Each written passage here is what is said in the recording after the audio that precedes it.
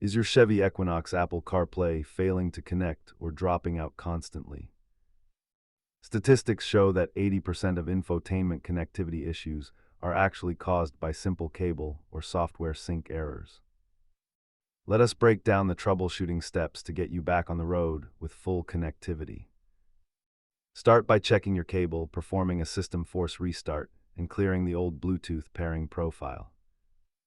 Often, the culprit is simply lint inside your phone port or a damaged USB interface inside the Equinox console.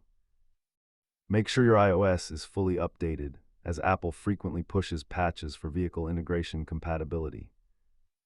Most of these steps can be done in your driveway, but hardware failures in the head unit will require a professional. Here is the cost breakdown, showing that the vast majority of fixes are either free or require just a new cable. If problems persist, check your interior fuse box or perform a master factory reset on the infotainment screen. Keep a non-conductive pick and a spare high-quality cable in your glove box for quick troubleshooting on the go.